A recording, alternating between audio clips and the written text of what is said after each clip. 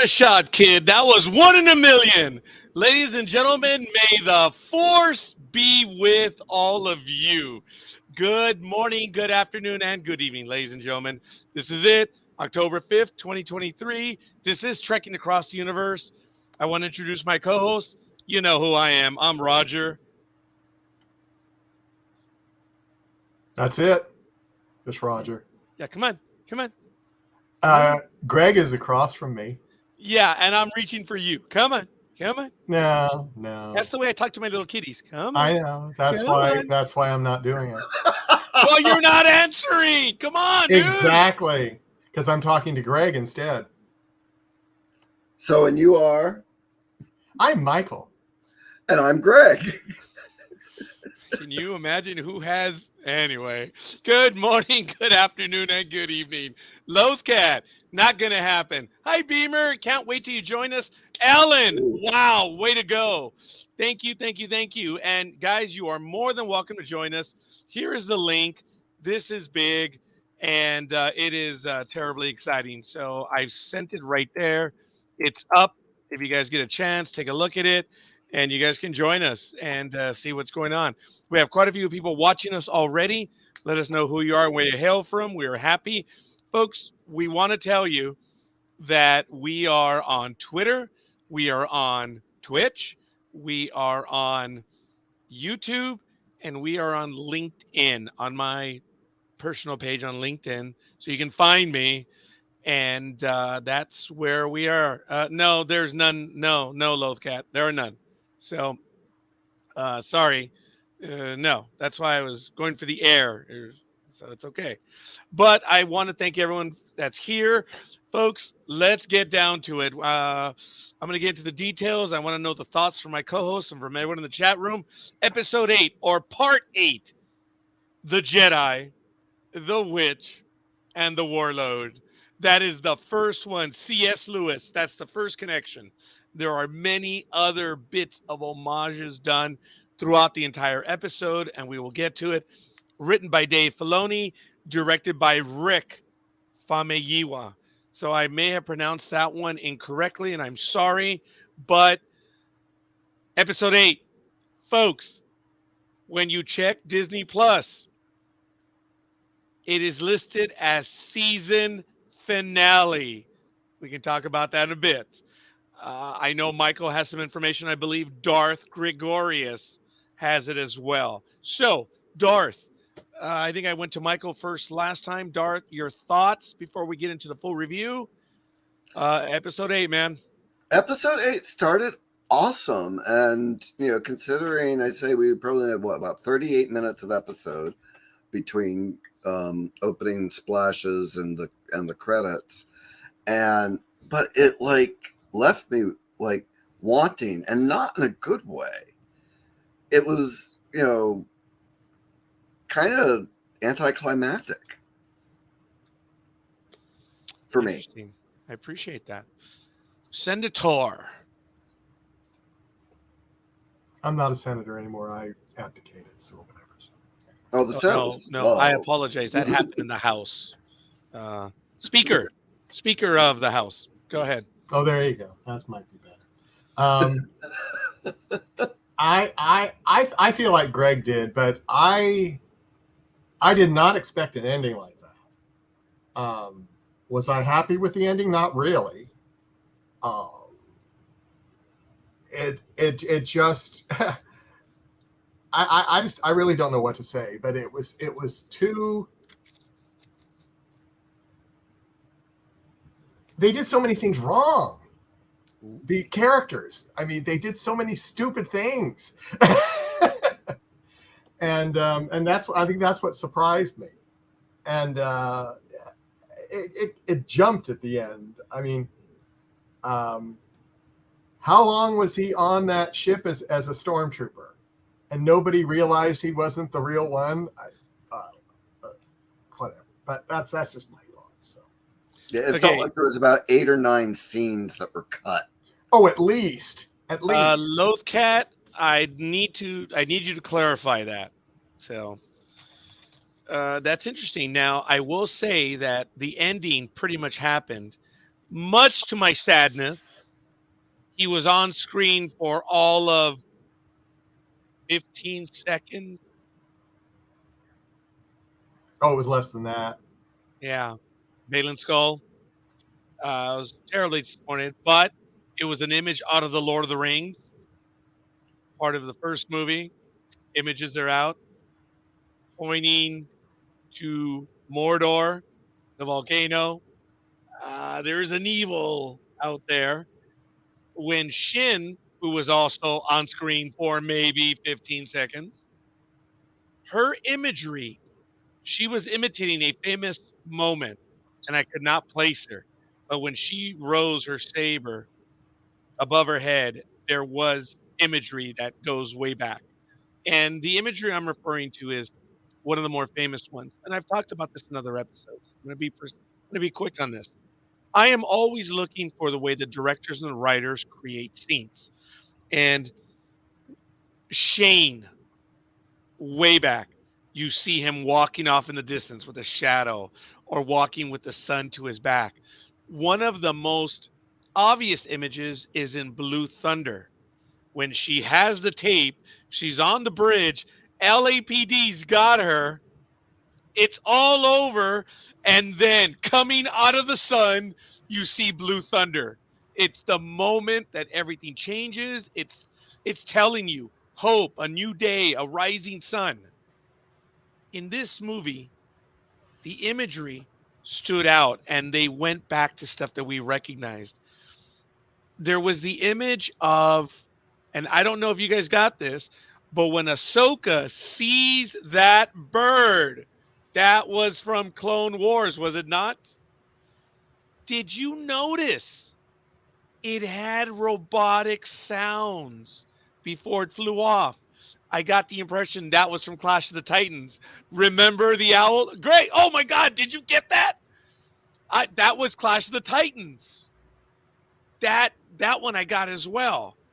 There was other imagery throughout, and I'm gonna have to be going through my notes, but um, there was a lot of love given to recent. I don't want to say pop culture, no, but mythos that we've grown up with of recent stuff, 100, 200-year-old stuff.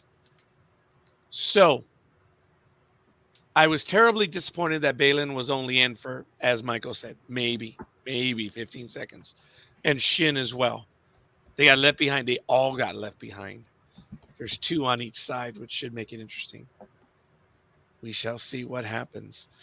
But Ezra made it back, and here's what annoyed me to no end. I'm going to go to it right now. From the time Thrawn gave the... Oh, darn it. Sorry. It cleared.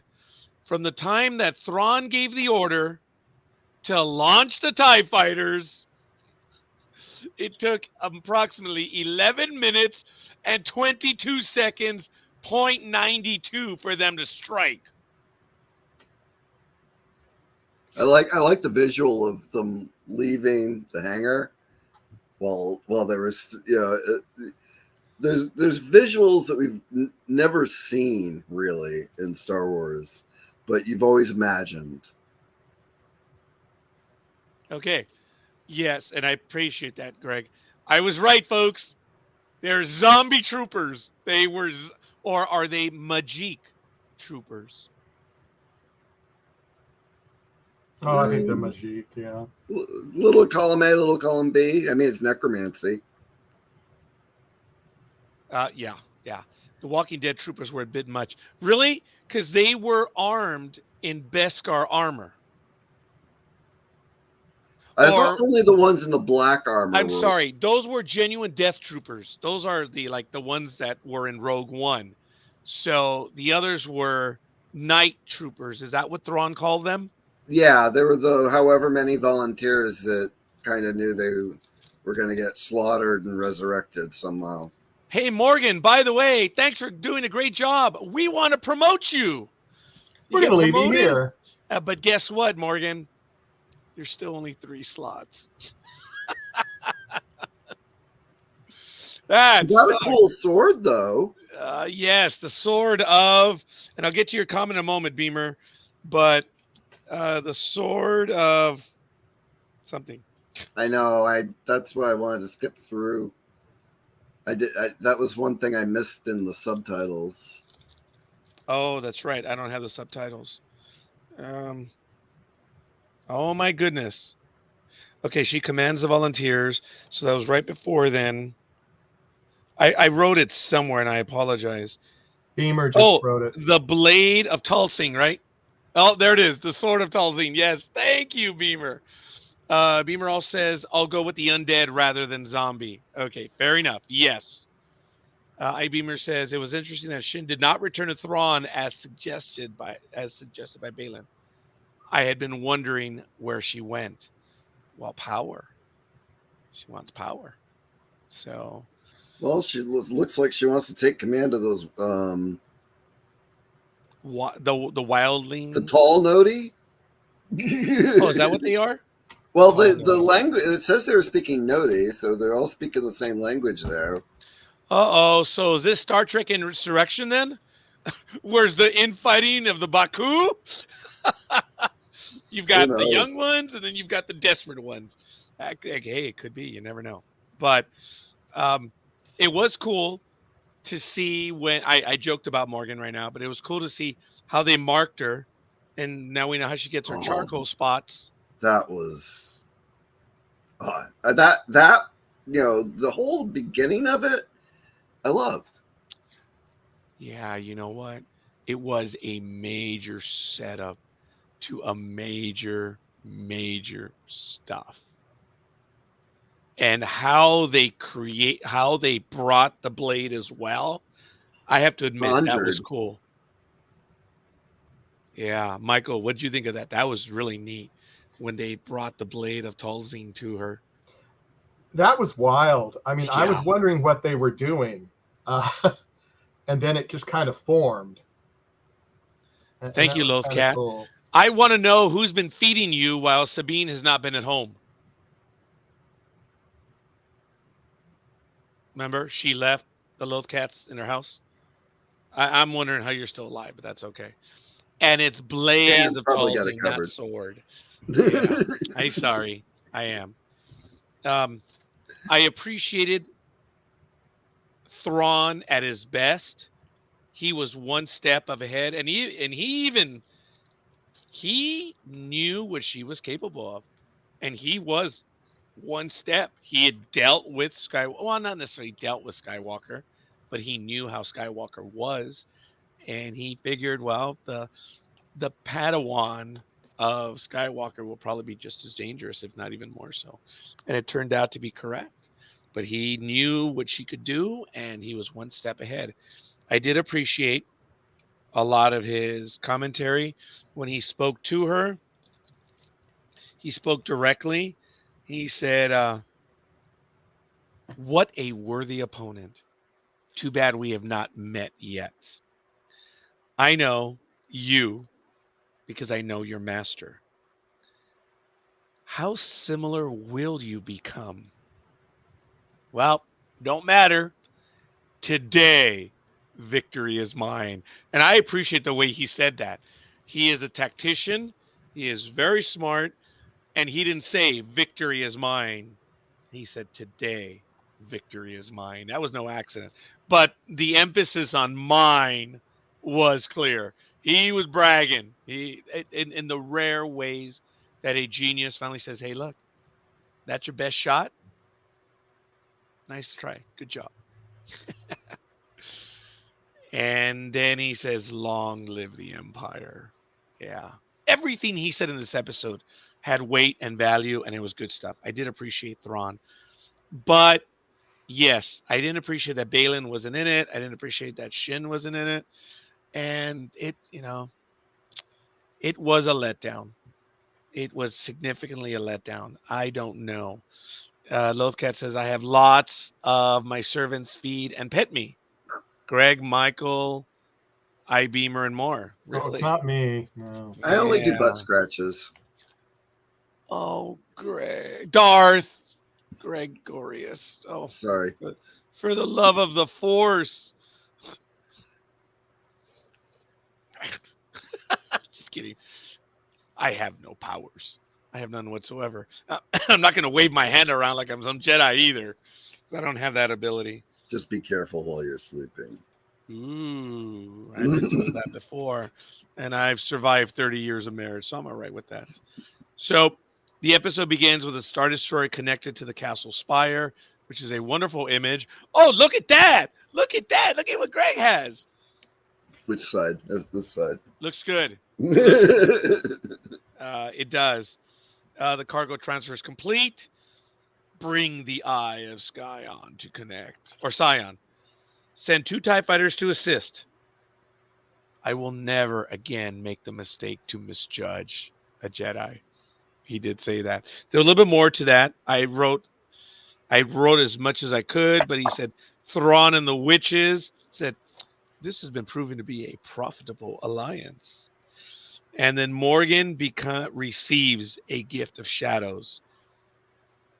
Your loyalty, your life. Man, they collected on your life like in 3 minutes. That was a bummer. And Morgan receives the Blaze of Talzin. So, and actually I did write that. The Blade of Talzin. Take it, sister, they say. And she does. And yeah. And then we get into the rest of the episode. That was the tease. What did you guys think of the first part? I guess it was an incredible setup, right? On everything that was going on. Turned out to be Most definitely. Yeah. Yeah, okay. Per all you want. Per all you want, Lothcat. I was surprised that Ezra was able to create a lightsaber from all that Huang had. That was very Ezra. It was, yeah. Okay. There was a couple but they have moments. kyber crystals back there? Well, I mean, he might have. I mean, what color was the blade when it ignited? I don't remember. Because I thought you had to go to that planet and find your kyber crystal. Yeah, but, he probably had some hidden ray somewhere.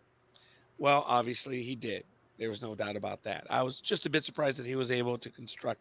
But yes, I thought it was fitting where he said, I've only had 2 parts like that. And one was Kane and Jarrell's. And I saved the other one. How fitting or how apropos. Yeah. And that might have had a crystal in it. And that was his whole point. It was a special one. It had Sorry, I got something in my eye. I told you, it's that ship behind you. It's doing all this stuff. Oh man! Excuse me a moment. I'll be back in a moment. So we had a lot to watch in the tease. They're setting up to leave. We finally learned the name of the hyperspace ring, hyperdrive ring. And they're loading all that cargo. And where was the cargo? Was it in the other ship? No, it was coming up from the stronghold. Oh, in the fortress.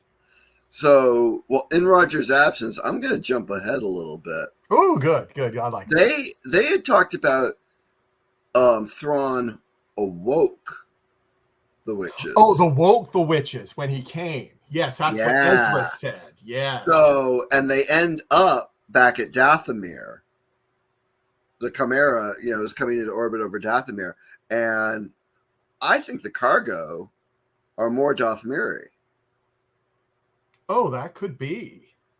Because, on that whole planet, there was only 3 left. I didn't even think about that, but you may be right. Because they want an army when they go back to the other galaxy. Yeah.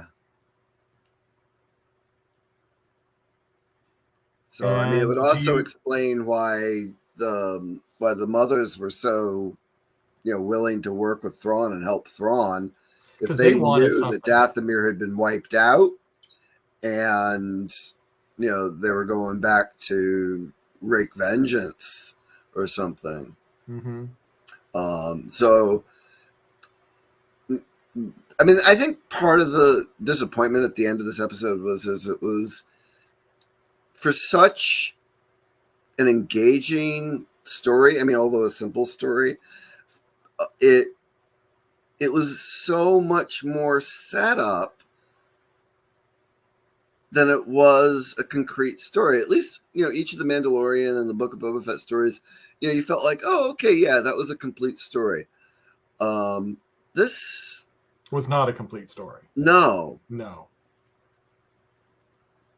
and yeah, I mean, I'm sure we'll talk about all the little whoosies at the end, but I can see being vague about the cargo, being intentional, so we can have a ooh moment. But I can't think what else it would be. Oh, excuse me. The again, from the graphic arts perspective, I'm sure you really enjoyed the beauty shots here. Yeah. We had another look at all the markings on the bottom of the Star Destroyer, and I really loved it when the hyperdrive ring like hooked up with the Star Destroyer. You really got a sense of how big that ring was. Yeah, it was big. It was big.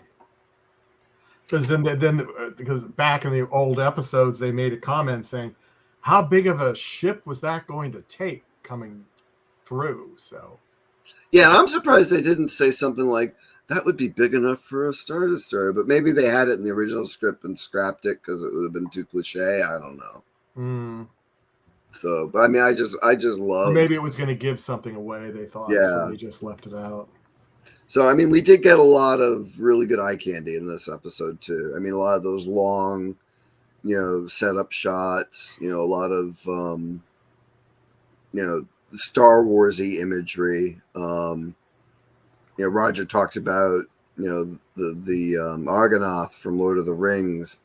I thought it looked like the father from that episode of Clone Wars where they went into that weird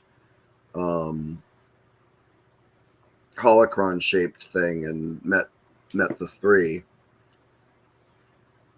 Yeah. So I thought it looked like his hat. Mm. So maybe all this speculation about the mother is onto something.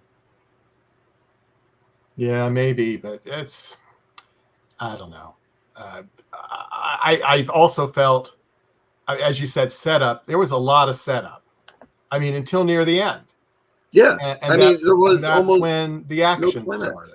Yeah, there was like maybe 3 little climaxes, but like the story never culminated in anything. No. And then it was like, oh, and here we go, and we get rid of them all, and then they're resurrected. Yeah.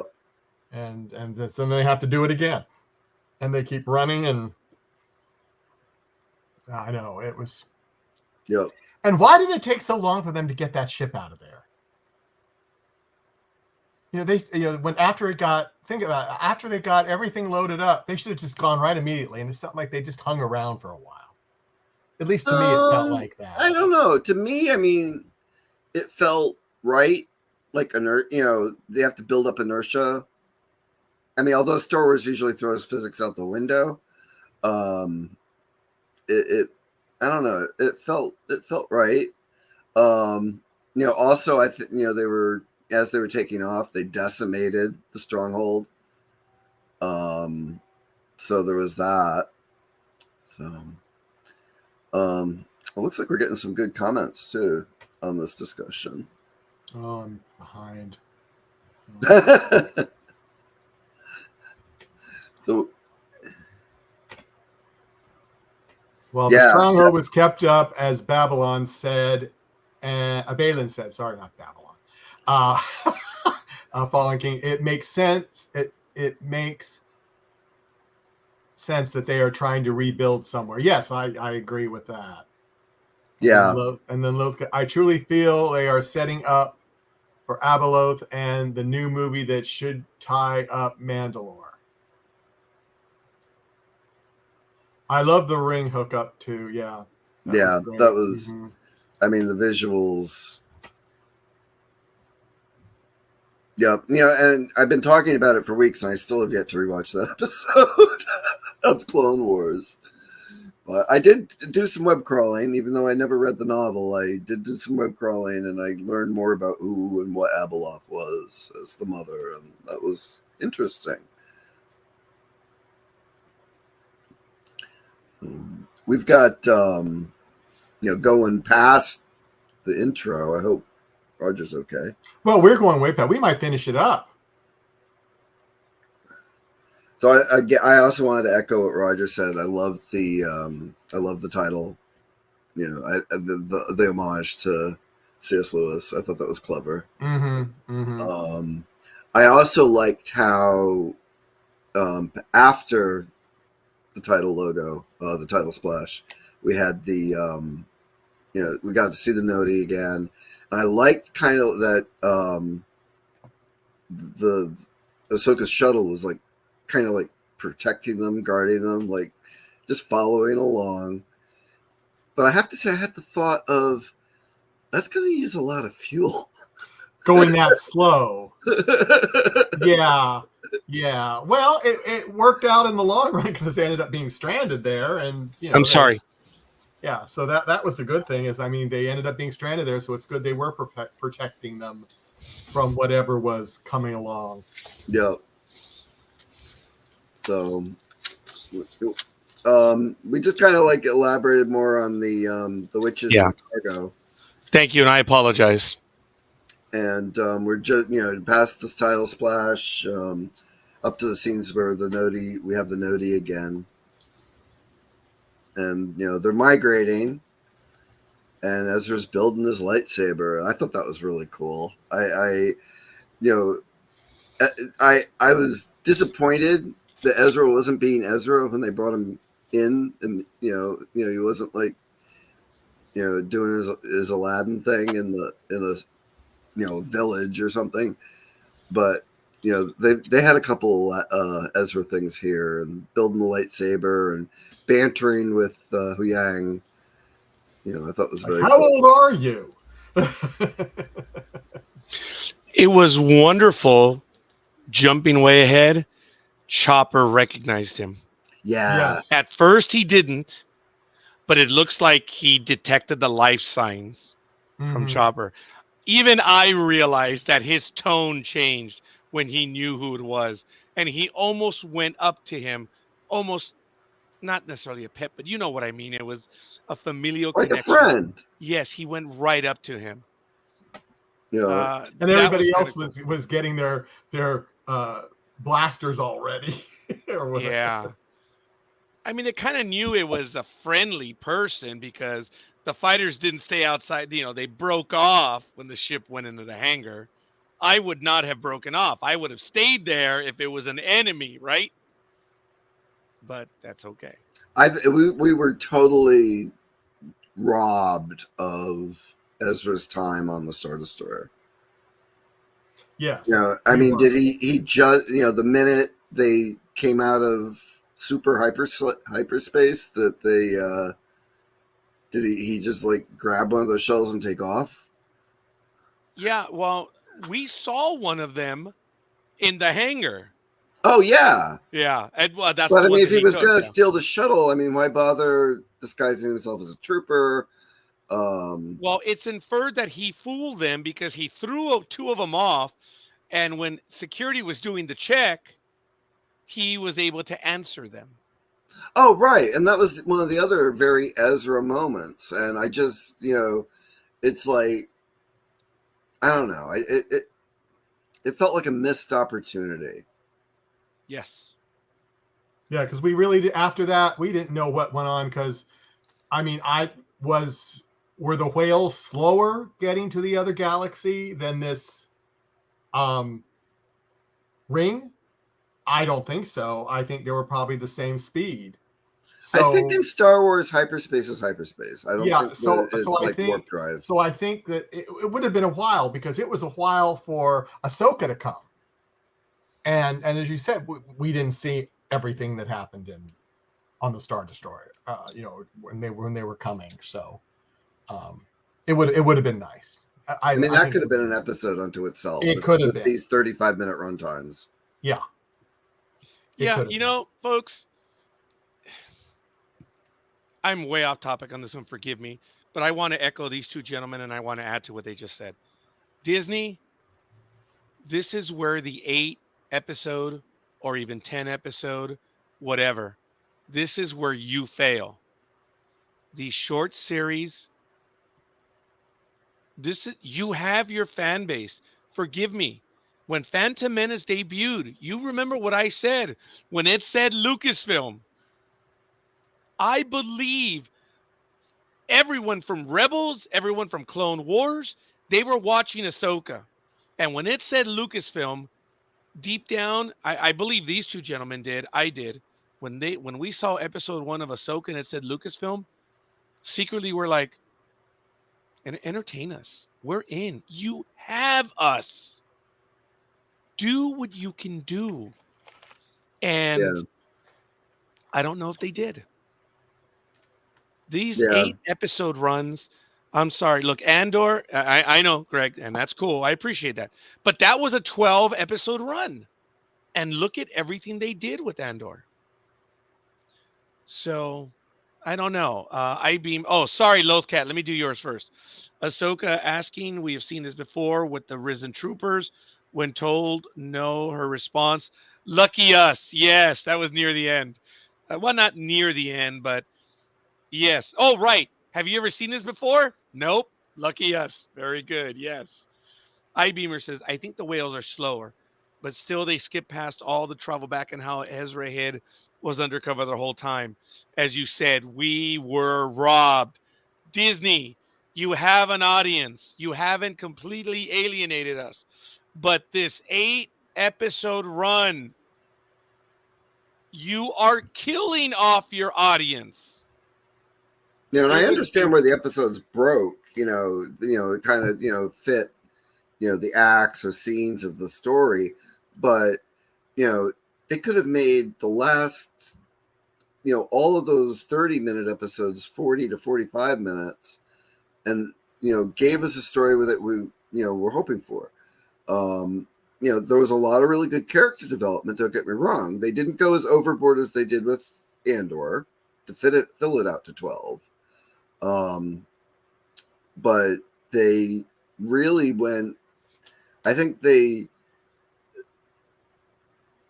gave us relationship development that could have waited if they were going to continue it, and didn't give us all the story. And I've said this before during this run, and it's like, yeah, they're not moving the plot.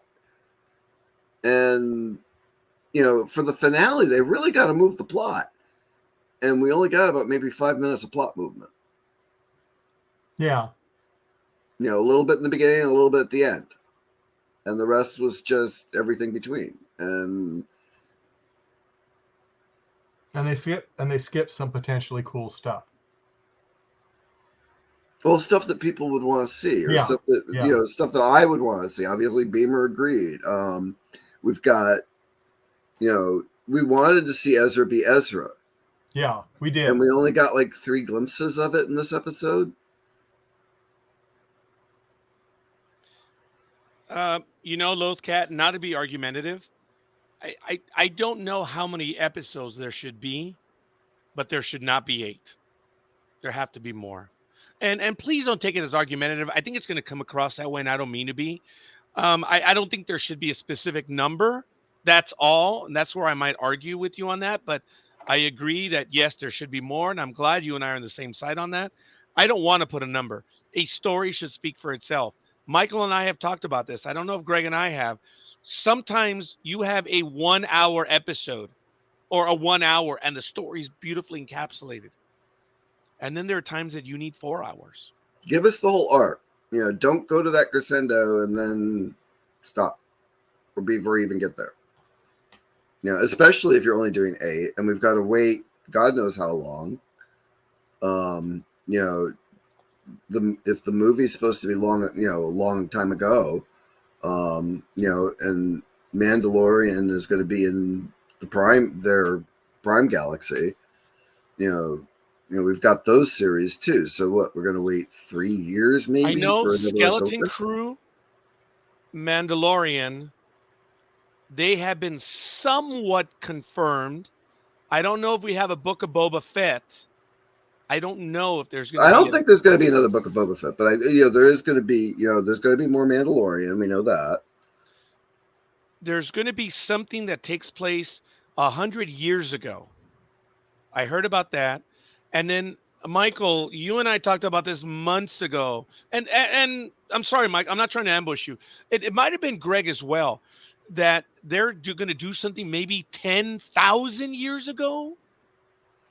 Yeah. No, Do you remember that, Michael, when we talked about that briefly?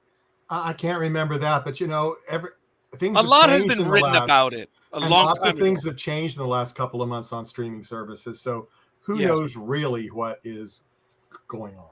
yeah. Greg?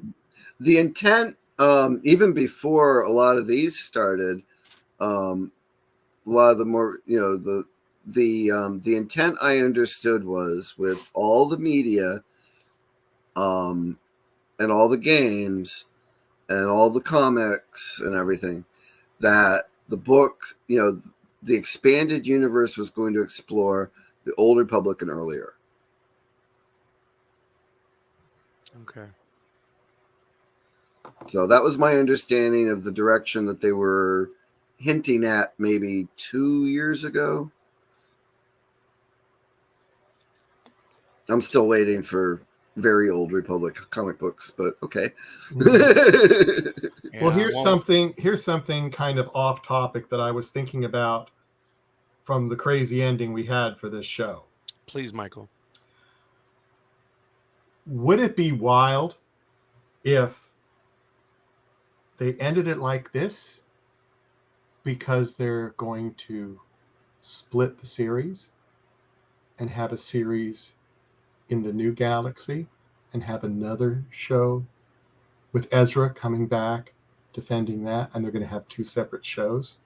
Because unless you can think of how those poor people are going to get back unless they pick a ride up with a whale again to get back to the prime galaxy there. I just want to throw that out. What are people's thoughts on that? Think there's going to be two series, one series, and they get those characters back on a whale or something else, or what? Oh, most definitely. They've got. Now, sorry, Greg, do you like that idea, or do you actually see that happening? I do, but I wanted more of a finale. Oh, I agree with that, but I'm just saying the way they did it. Do you think this might be what they were trying to set up? Well, I mean, they have to. I mean, obviously, everybody that thought we were going to get a Mandalorian with Bo-Katan and Sabine, Mandalorian series Bo-Katan and Sabine, I mean, that's not going to happen for a while yet. But we've got,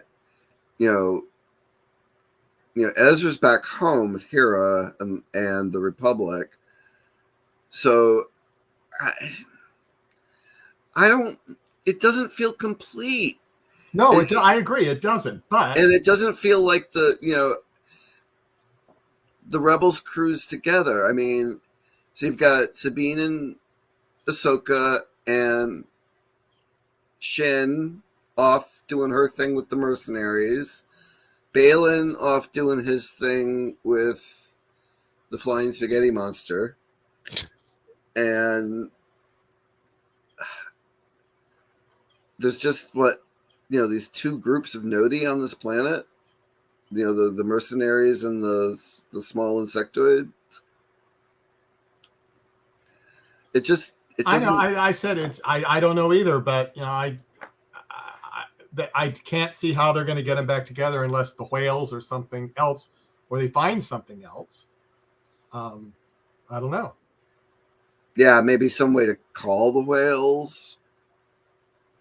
Oh, I think they're going to be able to call the whales. Look, if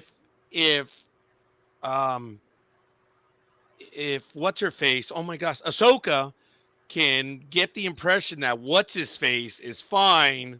If she can feel that Ezra's made it, I'm sure that she can make contact with the whale again. Yeah, and they're force whatever, because I mean they're force sensitive. The whales are force sensitive.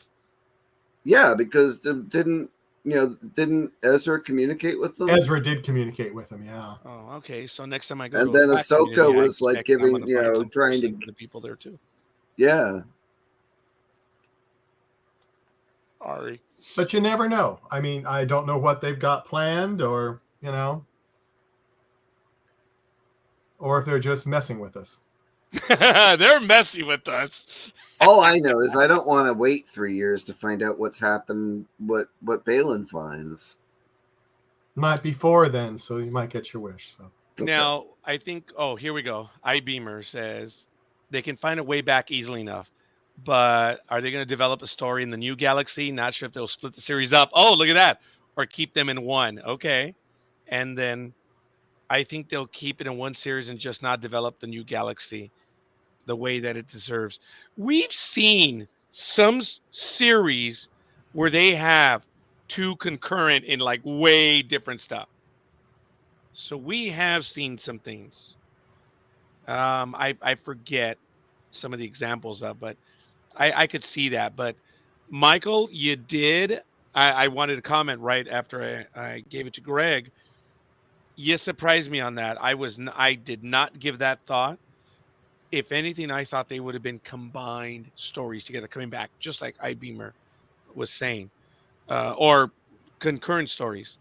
That's creative, dude. Having Ahsoka and then maybe even splitting off to Ezra and the Force, mm-hmm. Genesis, whatever. I don't know. Genesis is Planet Forbidden. Yeah. Uh, I definitely got the movie. I don't know when the movie's coming out. The back story movie. I don't know what the plans are. Okay, for now the here's next... the thing.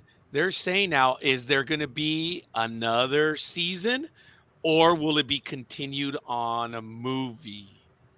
Yeah, that's the other thing they were talking about. Yeah, and if they did a movie, then they could Yeah, look at probably that. do the two things. So, My Force brother, I love you, but it would need 22 episodes. Look, look, folks, it needs more than 8. I can tell. I'm not going to put an arbitrary number, and I'm not saying iBeamer you did because I agree with you. And same thing as I told Lothcat earlier. It's just hey folks, look, I'm a cheap SOB. If I'm going to go to the theater and I'm going to pay $17 for a ticket, I want to go watch a 3-hour movie. I don't want an hour and 15 minutes. I don't want a kids film. So I'm greedy that way. So that's why they add all the credits, so it's longer. well, you know that Toy Story 2 clocked in at 1:15, and Michael Eisner said, mm-mm, make it 1:30. And think how well Toy Story 2 came out. He said, you've got a story here, but you got to make it 1:30. And it had a lot of Star Wars references. Oh, by the way, yeah, it did. Yes. Yeah, I remember. I think Search for Spock was a letdown because it was so short, and Jurassic Park 3 was a letdown because it was so short. You know, if they would have changed the name, Search for Spock, it would have just been better. I mean, that was like the Return of the King. Come on, folks. Come on. You're giving it away. So, yeah, it was. But then their thinking was, you know what's going to happen. We're not going to screw with the audience. Like, you're not screwing with the audience. Come up with a better name. We paid Leonard more money to be in it. Yeah. Yeah. So, there was stuff I did like in the episode, but there was things I didn't like, and it was a bit of a letdown. I'm glad that you crystallized that for me, but yeah, these death or whatever iBeamer said, they're not zombie troopers, but whatever he said earlier. Yeah, the undead. Yeah, you know, I did love the imagery, as I said, that they were taking from a lot of stuff, but it was these characters. They were on their own. It just rhymes with the mythos. And I want to say out loud, I've had a conversation with Michael that I fancy myself as knowing a little bit of mythology, and I have to emphasize I do know a little bit of mythology that I've read, but after the first 5 minutes of Darth over here, going deep on the mythology, I told Michael, I'm like, oh, I'm not, Michael, I'm not playing with Greg. And it was more like I'm deferring to Greg. Yes. Well, I mean, I had actually had to go back and look up some of the Norse stuff because I mean, it's been Months. 85 years was my mythology class in high school. Or 1985 was my mythology class in high school. Ooh, you just said how old you were. I've said how old I am. 85 plus. I mean, boy. Yeah, he and I are like a year or two apart, but he's older than I am, so. And actually, believe it or not, the whole Ancient Aliens thing, Von Daniken's books, I mean, the whole alien thing was kind of tongue in cheek for me, but oh my God, he's got so much good references back to mythology and comparative religions and everything. It's like I learned from more from Chariots of the Gods about comparative religion than I did in a half-year high school comparative religions class. Yeah. No, I hear you. I read all that stuff on my own. I never had a chance of having mythology. If anything, I had history. That was as close. And my professor in college was deep into the mythology, which was a rarity. You would think that history and mythology, no, they don't. They don't. It's good, but I was fortunate, so I did get a taste of it, and that's why I started looking in more and more. I was self-taught in mythology. That's why, like I said, I can hold my I own, was too. but not against this guy. So, iBeamer, yes, I just mean a full season like we get on broadcast TV, at least before the pandemic. I really don't like that everything has 10 episodes, seasons anymore. You know, for the longest time, folks, network television did 24 to 26 episodes. Back in the day, they did 38. Well, the Twilight Zone. Oh my goodness, we've talked about this.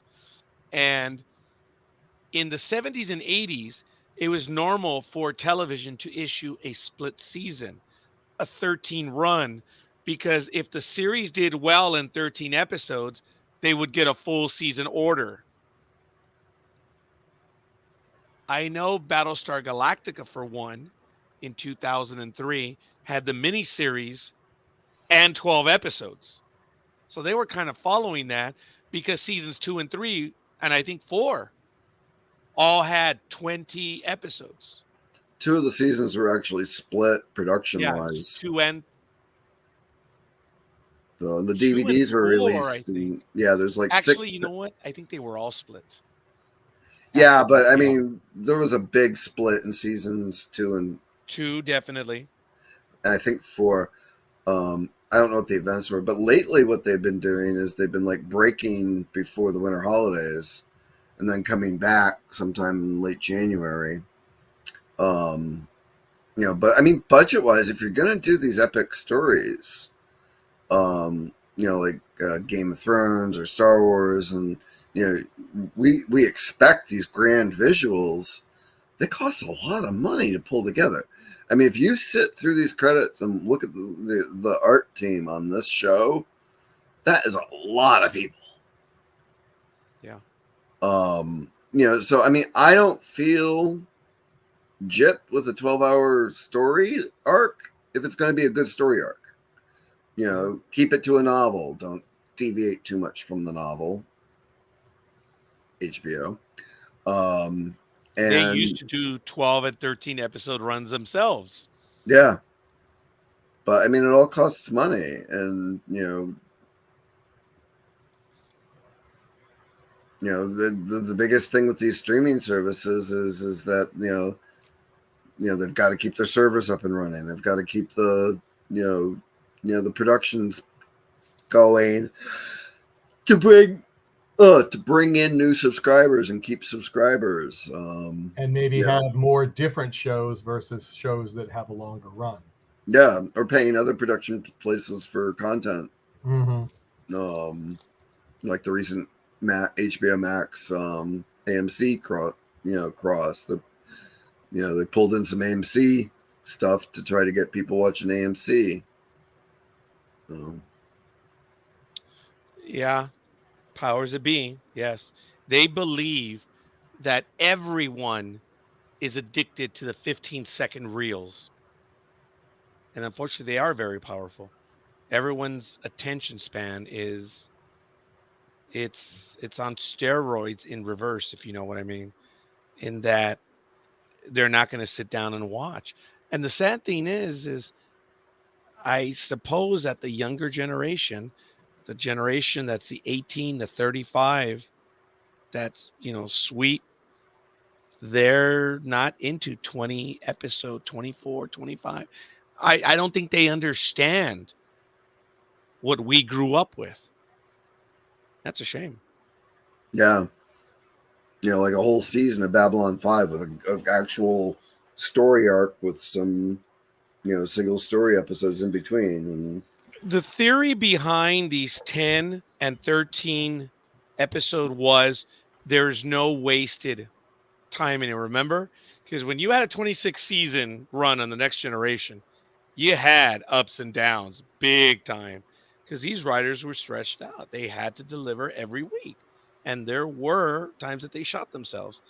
And the theory and what everyone sold this on is you don't get that anymore. The stories are tighter. Well, folks, how many of us complained about episode 4? How many of us complained about episode 5? And how many of us complained about episode 6? All right. And it doesn't only happen in Ahsoka. no, it doesn't. I was disappointed with some of Strange New Worlds this season. I was disappointed with some of Discovery in the last 3 seasons. It's, okay, you're going to give us a good story arc, but give us the story arc. Don't, play around and goof around and do something just because you think it's fun. Yeah, I just don't get that, iBeamer, but there aren't too many people complaining about the shorter seasons. If they're It's well produced and a complete story, they're not something to complain about. They're something to be appreciated. the problem with streaming is it's on demand when you want it, and Netflix killed it for all of us. They did. But I still prefer, we talked about this a few weeks ago. I prefer the weekly episodes because we get a chance to talk about it. You cannot look, my daughter and I loved Lost in Space, the new version. I mean, I was thrilled. The first season was cool, second season was all right. Third season was shorter, but I binged But seasons 2 better. and 3. Yeah. Season 3 was really good. Yeah, but season 3 was shortened. I think it was like 8 episodes. They But focused on the story. wow, I and thought they and did in other one, things. but yeah, it's just I wish that it would. I always want to see more episodes. I do. That's why I don't know if there's a number. I And think 10 is good for the novel adaptation. And I was actually surprised to see Interview with the Vampire is going to stretch it out to the 1 book to 2 seasons.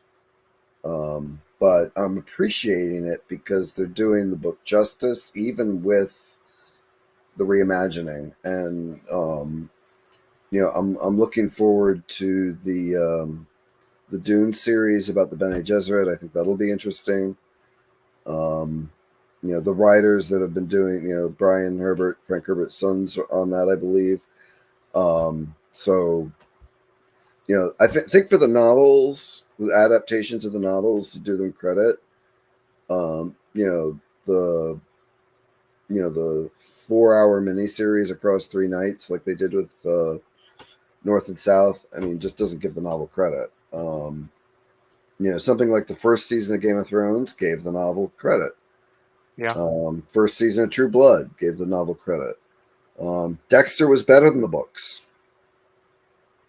Because the books weren't really that big and didn't go into a lot. And Dexter added a lot and brought in more of the interactions with the ensemble cast that wasn't in the book. And I only read the one and never read another one because the show was so much better.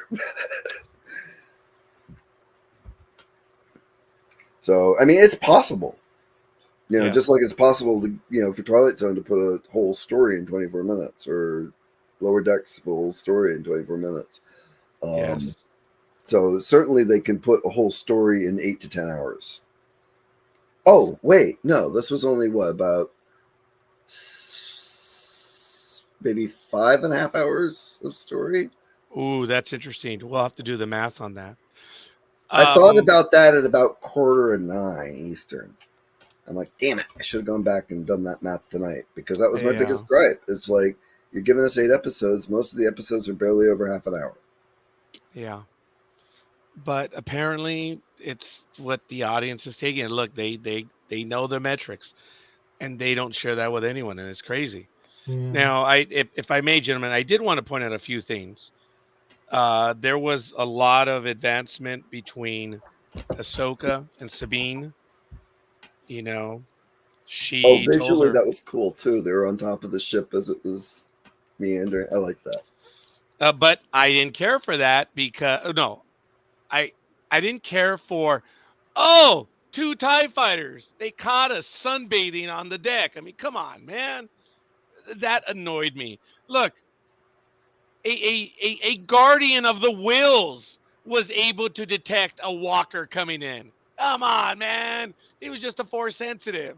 Come on, Ahsoka. The hell. But Well, even Hu Yang would have said incoming on sensors. so that's right. Bingo. So Could I have, didn't I rather. yeah, that yeah, something was wrong with that. And I gave you the run, whatever it was, like 12 minutes or whatever. I mean, man, that's a huge planet. When you think about the Camaro taking off and all of a sudden it's already ready and it's left the planet's atmosphere in seconds. So, but all right, whatever. So the conversation between Ahsoka and Sabine, she says, I'm pleased, and I'm relieved that the gamble paid off. And Sabine was like, you knew? He says, yeah. She still said, I'm sorry. She goes, I know. You're not mad? Look, I get it. There were very few people that understood me. And for me, the only one that understood me and stood by me was my master, Anakin. No one else understood my reasons. So there was a lot of exchange between these two. And I think they were talking about the training. And she says, I'm getting better with the lightsaber. And Ahsoka says, I'll tell you a secret. Wielding a lightsaber doesn't make a Jedi. Ezra? Just kidding. Train your mind, body, and trust in the Force. That is what makes you a Jedi. So, Which Ezra was doing in the previous yeah, episodes. He wasn't using his lightsaber. yeah. I love that it was a blue lightsaber. That was kind of neat. I did like that. And later on, when the TIE fighters were taken out, I loved what Thrawn said. He said, okay, successful strike before contact lost. Give those two boys commendations. And They're dead. yeah, it's like, move on. We're not going to even think that they made it. We need to prepare for ground assault immediately. One step ahead. And that's where Morgan is told, hey, you got to stay. Or she's commanding the volunteers. And then they break in through the front door. Both Ezra and Sabine use their power to open the door. But before that, actually, I think they said they're going to go through the front door. At which point, one of the robots or droids tells him, I'm detecting two targets closing. He says, that's them. I think they said com scan, and I love that. Com scan was from the Empire Strikes Back. I love it. Com scan is detecting an energy field around the whatever planet. Was it the fifth or sixth planet? I don't remember. Excuse me. But I loved that Empire Strikes Back one. It says, all right, no negotiation with Skywalker's apprentice. Take him out. And you have these huge turbo lasers on the Star Destroyer and they miss. And you know what? I can get that they miss because they're out of practice. This happened in real life in World War II. The Japanese gunners aboard some of the bigger ships near the end of the war were in port for months. So when they sail out and deal with the American Navy, they ain't shooting anything because they're out of practice. And I think that's what happened. But when Sabine and Ahsoka and Ezra get in, did you see the look of genuine anger on Thrawn's face? He was really happy that they unhappy that they did not get in. That was the moment that he was like, "Okay, all right, all right. We should have gotten them by now." But we didn't, which was really good. I did enjoy that. What were your thoughts so far, gentlemen, up until that point? So one of the things I thought was missing was after the ship crashed, they end up with a couple of those animals. The wolves, right? Yeah, but where'd they come from? Yeah. The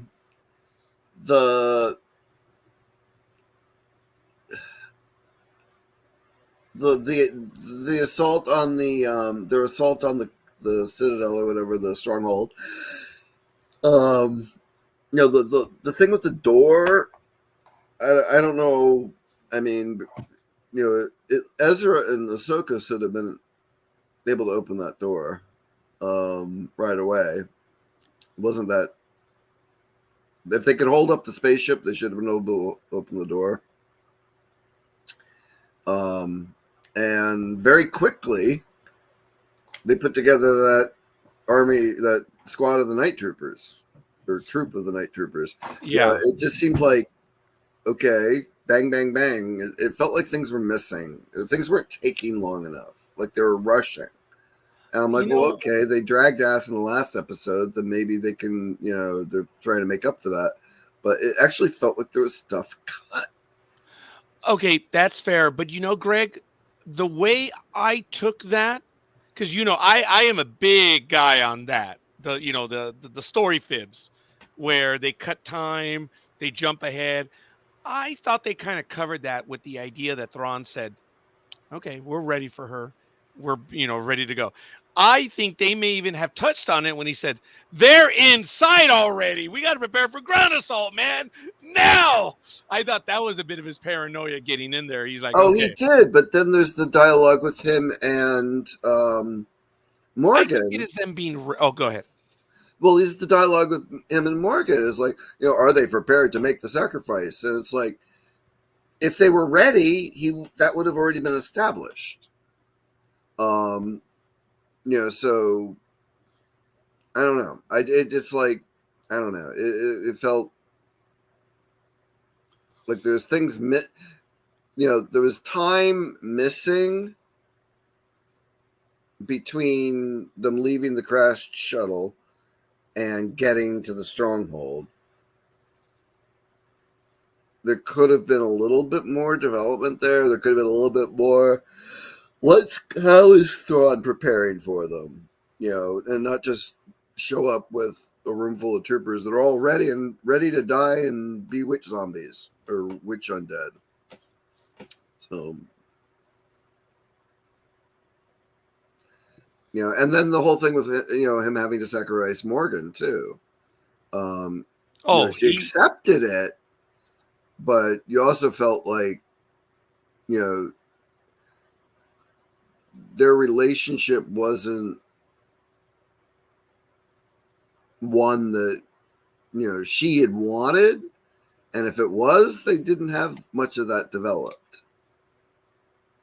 No, I mean, I just felt he really didn't care. I don't care if you stay here. I don't. Yeah, it's I true. mean, I really felt that's what he was feeling because of the way he did things, and he did not care. So, no, he is, like Roger said, he's a tactician. He's got nothing. I mean, and he had formed this new alliance that he was getting a lot more out of. Yes, with Morgan. I mean, it's where the best things are going along. It's where he goes. So true. And we might see Morgan again. I mean, she just got power, but we do know that the Dathomiri witches are not immortal either. So we might see her Didn't she again. get sliced? Oh yeah. Yeah, so she might be gone.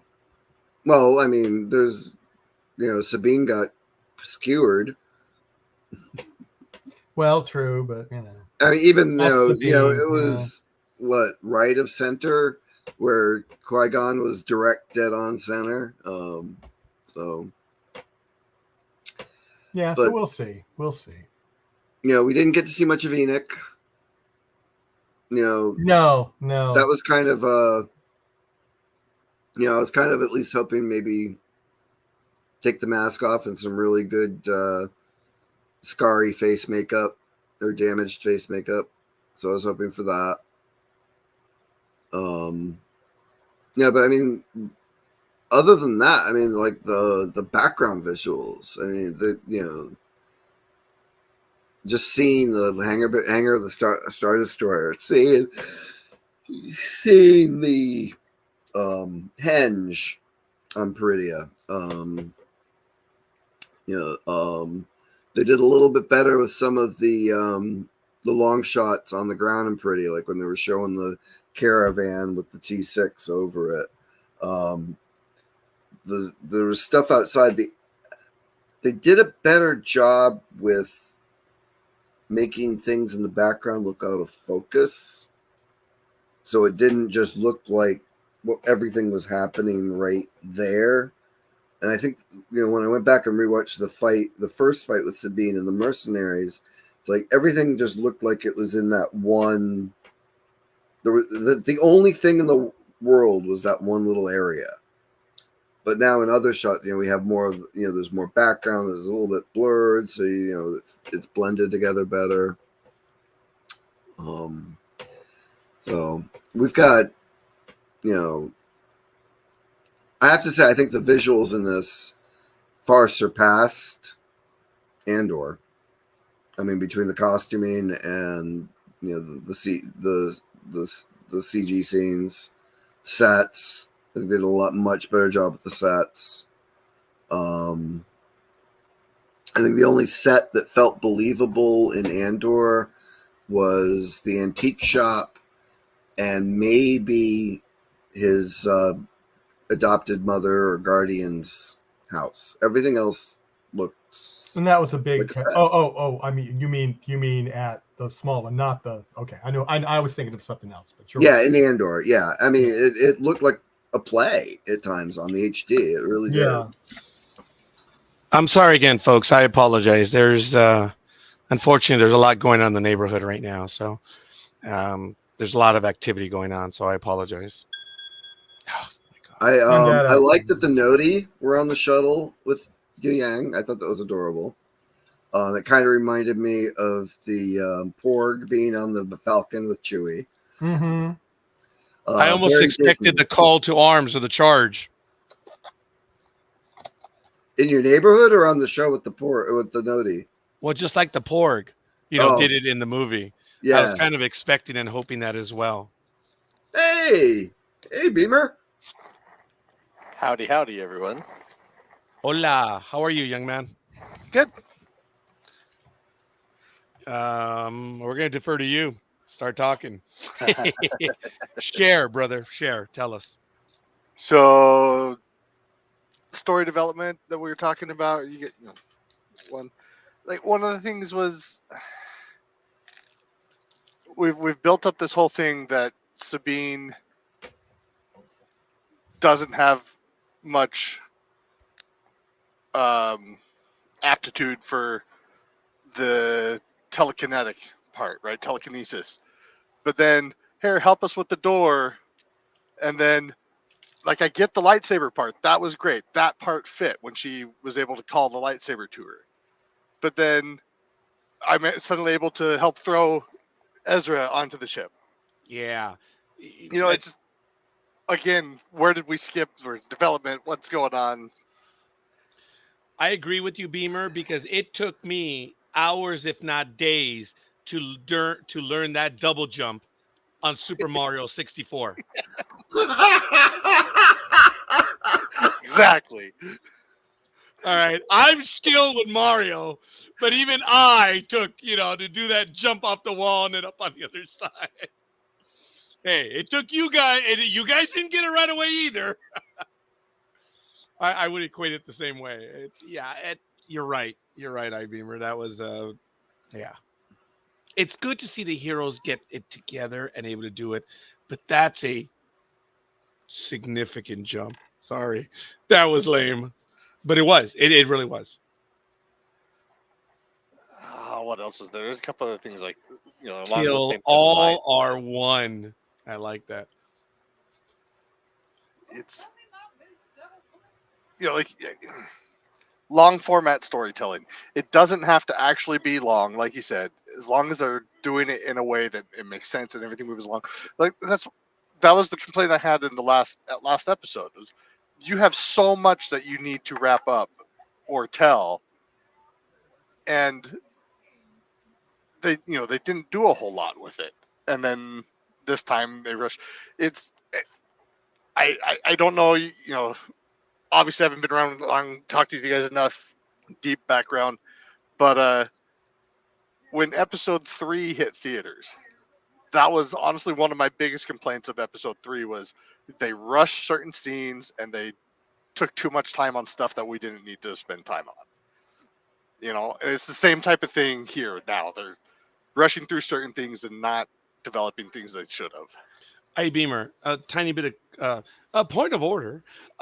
Episode 3 in the series right here, or episode No, 3 episode as 3, in sorry. 2005?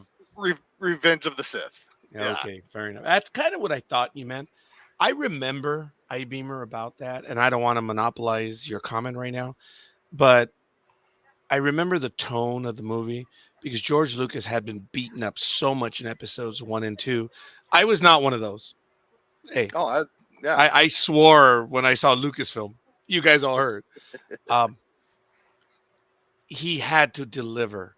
Many felt that he did, but I don't know. Ibeamer, did you? I think he did. Like overall, I've never had a problem with the prequels that a lot of other people have. Yeah. I enjoyed them Yes. for what they were, and it's hard to we already kind of know the story and we know that it's going to be about the rise and fall of Anakin. We know it has to go that way. We know that episode 3, it's not very often you get a trilogy movie, a set of movies where the last movie the bad guys win. But that's how this has to happen in order to get to 4, 5, 6. And so it wasn't, the overall thing I was absolutely fine with. I loved it overall. I knew where it was going. It just, in the moment, there was in that movie specifically, and then this series has had a couple points, especially this episode, where it was you're skipping through certain things that you should spend time on, and you're spending time on things that we don't care about. Right. And there's going to be just so much conjecture out there. That's true.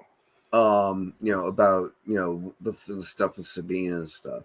I think we talked a little bit about it last week that, her, proximity to Ahsoka, or Ahsoka opening up to be her master, and reaching out to her through the Force, might be critical for Sabine. And, that could be part of it.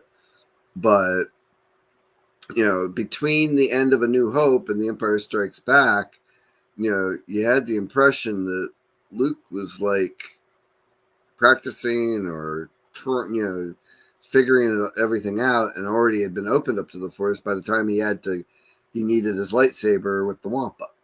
Right. And plus we had the comic book bridge too, so we knew that there was stuff going on in between.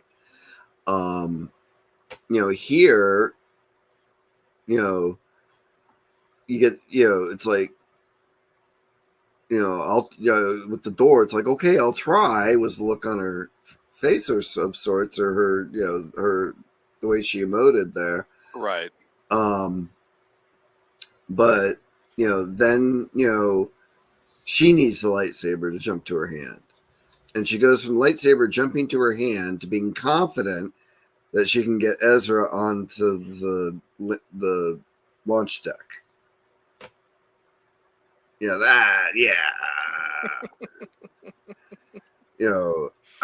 Nobody's that cocky. And if you are, you don't trust them.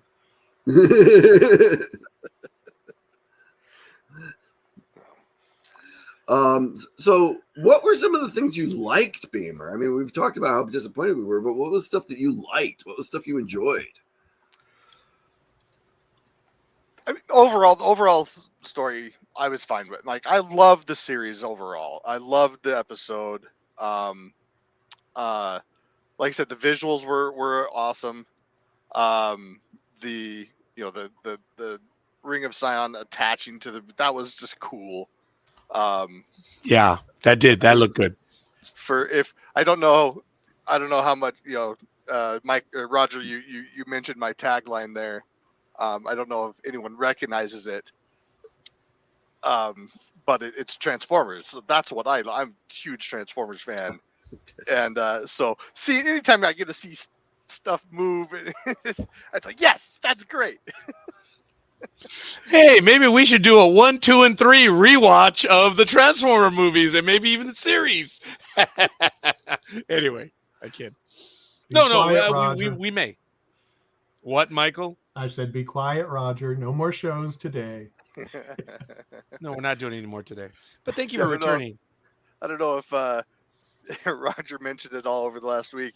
Saturday, I was perusing the YouTube. Oh, I didn't get a chance to tell them. Yeah. Happened to see his the sports one he was doing, and I hopped on Thank for a you. second just on the chat, and I said, "Do you ever sleep?"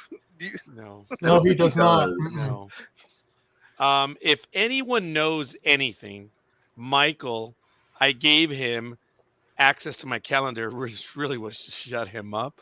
I gave him access to my calendar so he could see when he could schedule stuff, and he knows my schedule. And well, you heard, Beamer, my voice was going right on Saturday, and you can still hear it a little bit today. It was gone. You were rough Saturday night too. Yeah, and it was gone on yesterday. It was bad. It is. I'm having a lot of trouble with it right now. For this is way off target. Beamer, thanks for stopping in. It was really cool. Dude, I We're perked gonna up miss when I seeing saw you you. every week, man. Yeah, man, and I'm regretting that this is ending right now. I cannot wait when you will join us again. And I'm actually kind of hoping, Beamer, maybe you would want to join us for some other stuff in the future. You walked into our chat room, loved your comment, as I said on air, tad negative, but it was straight up. You heard when I said that, right? I didn't agree with your comment, but it was well thought out. So we get a lot of people that just say, you suck, that sucks. I don't have time for posts like that. Your post went against something I had said, but I put it on there because I thought there was merit to it. So from the very get-go, young man, I appreciated that you took the time to write those comments, which was kind of neat. I figure if I'm going to contribute, it better be worth something. And you did. You did. It's appreciated, man. And like I said, your first two comments didn't jive with the conversation. I mean, don't get me wrong. It was part of the conversation, but it kind of went against what we were doing. And then your third comment was like, oh, okay. It's good. This isn't an echo chamber, Beamer. My God. No, it is not. But you know what I mean. It's the difference between trolling and being an active participant. Yeah. Right. Yeah. That was what I I enjoyed. It's one of the things that, when you find a chat like that and when there's not a whole lot of people in there, it makes it fun to be able to see and you guys interact and react and whatnot. I watch other reviewers or things that I watch, and I enjoy going on their live streams and but some of them I'll watch the live stream and I might throw up a comment in there, but I don't like to comment if I don't feel like I'm going to be part of the conversation, and so that was what really drew me in. It was enjoyable that I knew you guys would see it, and that fact that you reacted and invited me into the conversation more that's Well, that's always been a big thing with Roger. It's like, you know, if it's just us talking, you know, you're going to probably hear the same things over and over again. We'll get more people in chat. You know, Elizabeth has been a strong follower since, you know, they were working on the art, you know, reviews. She's joined us on Star Trek. She's joined us on this. I think she's been joining the sports talk. You know, and it's not hockey season yet, so I haven't been on yet. And you know, it's just you know, you get us to look at things a different way. I haven't seen Alan in a few weeks, but I mean, Alan was He was here a little bit earlier tonight. He was. I took my glasses off because my eyes were bothering me. He was helping us with some, you know, the information that I couldn't pull out of my aging brain. You know, so it's you know, the chat rooms make it, and you know, if you're watching this after the fact when we're not live, do try to join Trekking Across the Universe live when we have the show. You know, it's great hearing other perspectives. It's great. I've been meaning to try and check out you guys' Star Trek stuff. I haven't taken the time to do it yet, but I've been meaning to, because you're more than welcome. We're doing Lower Decks through the end of the season on Saturday nights. Same, I think it's the same time, 9 Eastern, Same time, Pacific. Yeah. Mm-hmm. Okay. And then we'll be a hiatus. I think the Battlestar Galactica stuff is going to be Friday nights. Is that right, Michael? I'm not sure. I think we just scheduled one episode so far, and that's the anniversary. Okay. I'm not sure when. It's actually on the anniversary. So. Yeah. Doing the rewatch of the newer series, or all of it. Yeah, the newer. I think he's starting with the newer. That's the 20th anniversary of the newer series. But who knows? I think it just depends what the interest is.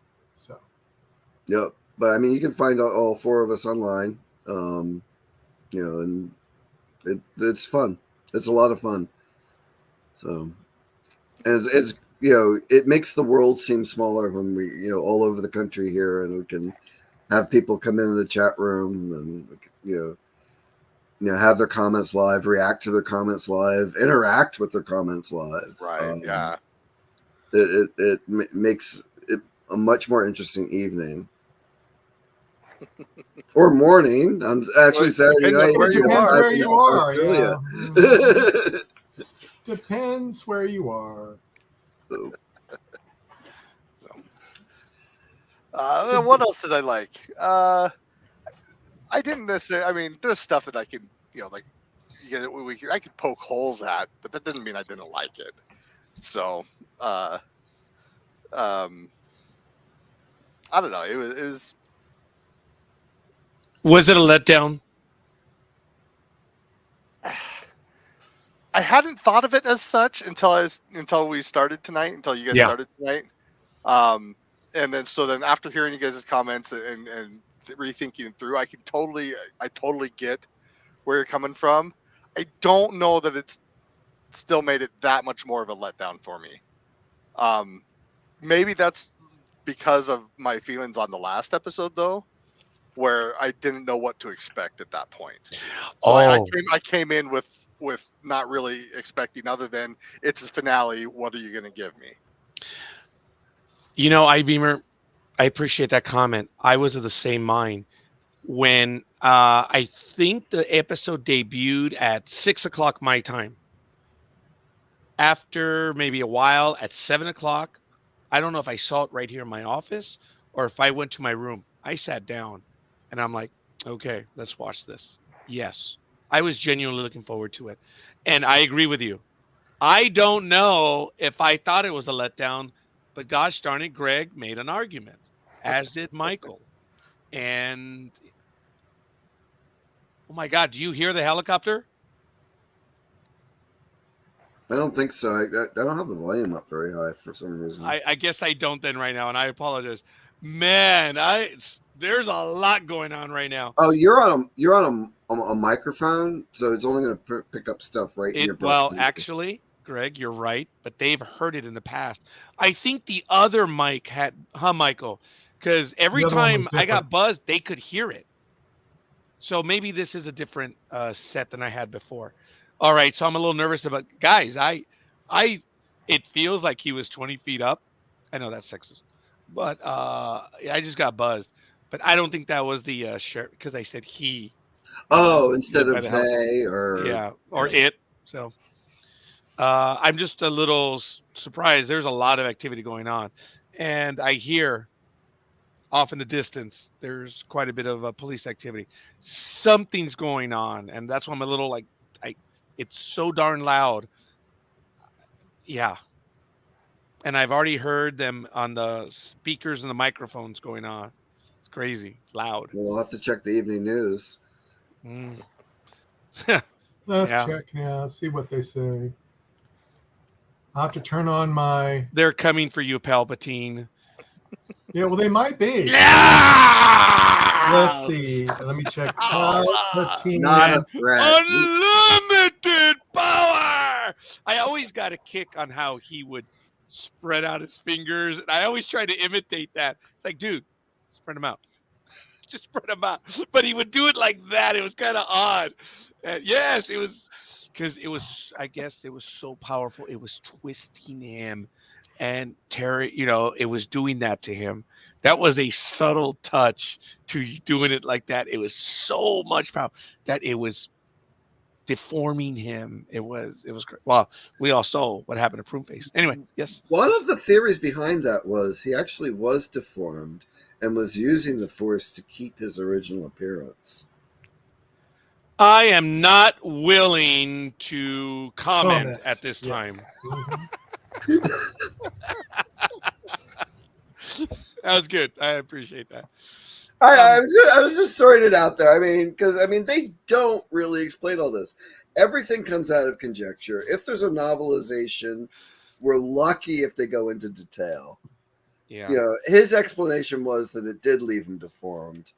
I think he was trying to use all his power to fight Windu, and he had to let his disguise down. Oh, okay, we're off topic on this one. I believe. Surprise, surprise. Hey, yeah. Mm-hmm. I believe he was that powerful that that Mace Windu was outmatched. Because just before Anakin shows up, Mace Windu disarms him. Just as Anakin walks in. That could have been a ploy too to get Anakin sympathetic towards Yeah. Palpatine. Yeah. Hey, Lothcat, go feed yourself. What's new? We've got now we're doing a review on episode 3. So are we running out of things to talk about? I think we are, yes. Well, we've actually said a lot about this episode. Guys, it moved fast. It did. Look, I don't know if I was disappointed with the episode.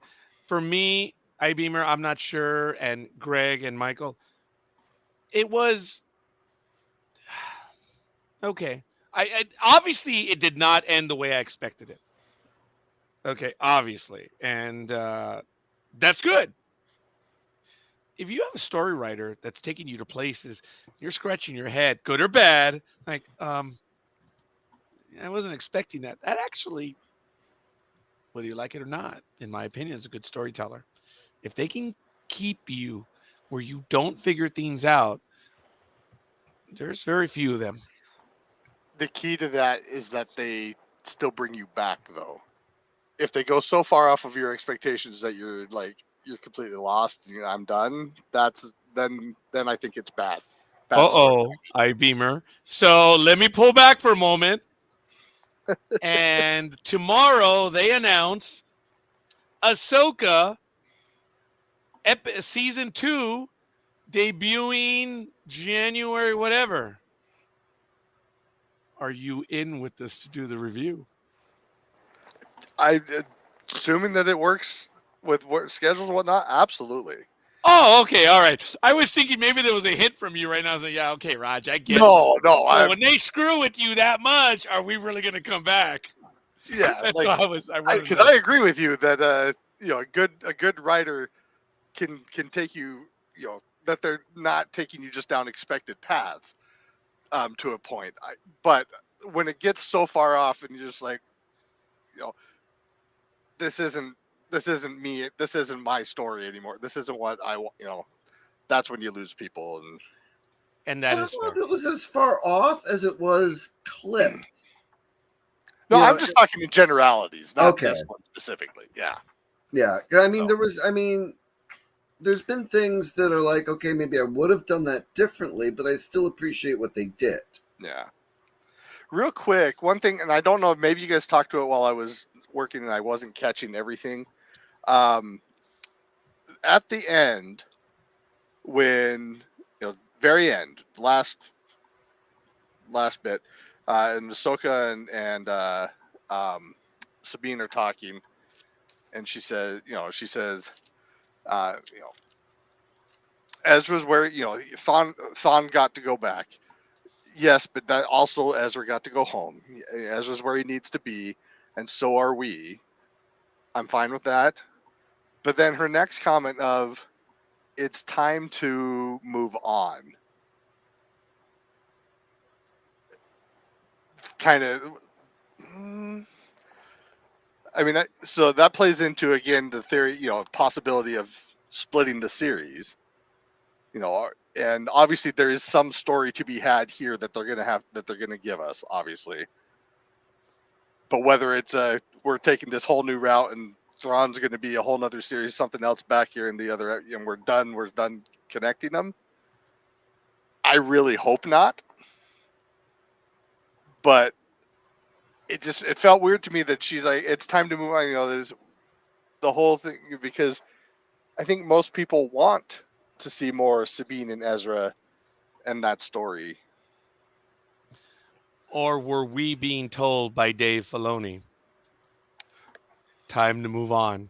We are now going to discover a new aspect of the Force. And It's we have a brand new possible. story. Yeah. Is it, let legends go, let the universe that you know go? I interpreted that line both times I watched it literally. I thought they were going to leave the noti behind. That's interesting because we talked about it a little bit before about how we interpret certain things. But yeah, no, that's often like Luke saying, it's time for the Jedi to die. Indicating that they're, the next story, Rey may not be a Jedi per se, but something different.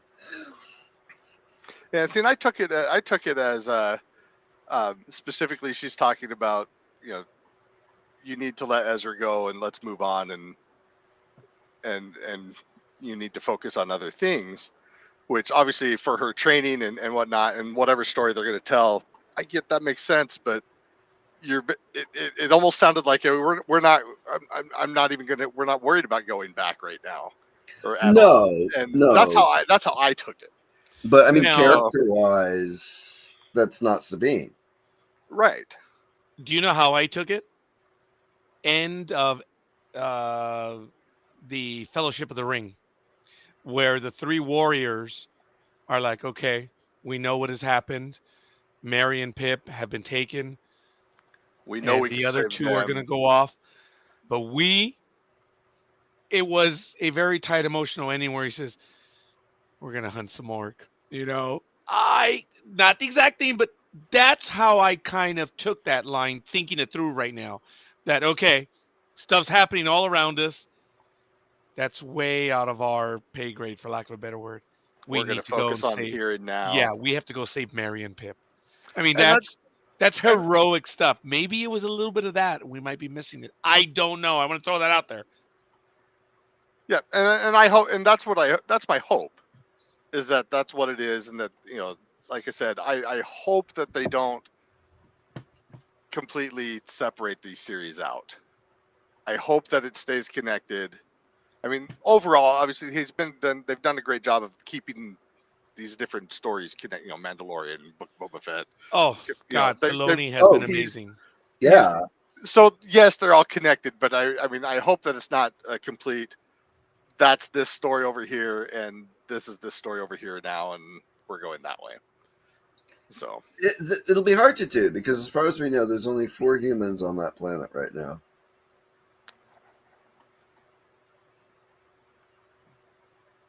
I think it'll be really hard to do anything grand in that universe without just continuing the the Balin and Ahsoka Sabine story. There'll have to be something to give it conflict. There'll have to be something to make it feel like an adventure. But right. And I don't want to see him just cut back and forth between the 2 galaxies. And I don't know that I want that either. I want to see, I mean, like, I'm okay with them being apart, but give me 2 stories, not one that keeps jumping back and forth. Right. Well, that's what I was saying before, is that, to do it real justice, it needs that long format that we've had in the past of spend some time here, spend some time there, and develop the stories simultaneously, but develop the stories.